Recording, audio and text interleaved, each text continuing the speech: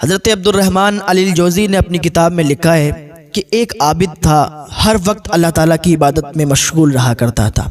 पहाड़ों पर अल्लाह ताला की इबादत करता था और इतना ज़्यादा मुत्तकी था, परहेज़गार था कि हर वक्त अल्लाह की इबादत में लगा रहता था।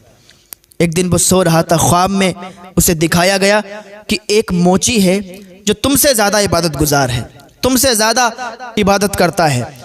सुबह को जब उस आबिद की आँख खुली ना, उसने सोचा यार ख्वाब है, आया है, आता है चला जाता है, छोड़ो।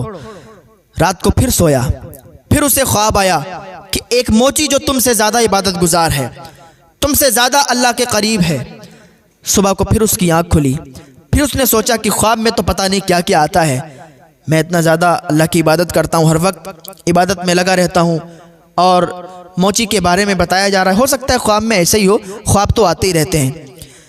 फिर वो सोया, रात को तीसरी बार फिर ख्वाब में आया कि एक मोची है जो तुमसे ज़्यादा अल्लाह की इबादत करता है, तुमसे ज़्यादा अल्लाह के करीब है। तीसरी बार उन्होंने ख्वाब देखा तो मिलने के लिए मोची से चले गए, पहाड़ों के टीले से नीचे उतर आए और उस मोची के पास गए।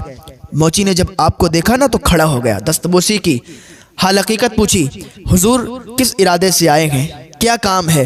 वो आबिद इंसान कहने लगा, मुझे ये बताओ कि तुम्हारा ऐसा कौन सा अमल है जिसकी वजह से तुम ज़्यादा अल्लाह रब्बुल इज़्ज़त के करीब हो।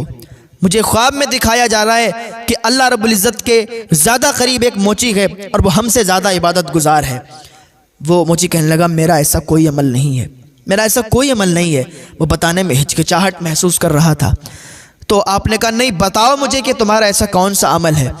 मोची कहने लगा, मैं दिन भर काम करता हूँ, दिन भर हलाल रिज़्क़ कमाता हूँ, रात को जब जाता हूँ ना, जितना मुझे खा मिलता है, जितना मैं अपने बच्चों को खिलाता हूँ, उसके अलावा जितना भी बचता है मैं लोगों में सदका कर देता हूँ, लोगों में बांट देता हूँ, खैरात कर देता हूँ, गरीबों में बांट देता हूँ, खिला देता हूँ।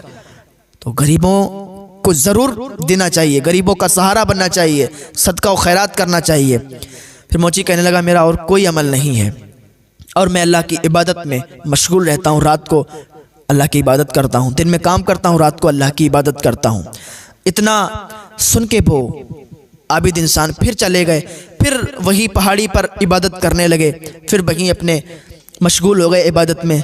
फिर उन्हें ख्वाब आया कि ए आबिद, एक बार फिर जाके पूछो कि तुम्हारा चेहरा ये जर्द क्यों रहता है, तुम्हारा चेहरा लाल क्यों रहता है। हाँ, जब सुबह हुई ना तो वो आबिद इंसान फिर उस मोची की दुकान पर आए, फिर उस मोची के यहाँ आए और पूछा, ए मोची, मुझे ये बताओ कि तुम्हारा ये चेहरा जर्द क्यों रहता है, तुम्हारा ये चेहरा लाल क्यों रहता है।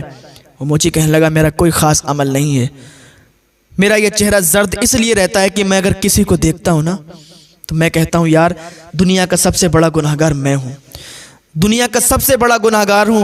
अब पता नहीं मुझे अल्लाह जन्नत देगा या जहन्नम देगा, मुझे पता नहीं अल्लाह बख्शेगा या नहीं बख्शेगा। मैं किसी को देखता हूँ ना तो मैं समझता हूँ कि ये जन्नती है, मैं दोज़खी हूँ, मैं अपने आप को बहुत हकीर समझता हूँ।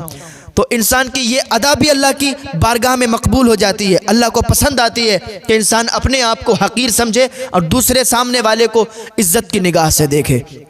तो वो इंसान कहता है, इसीलिए मेरा ये चेहरा जर्द रहता है।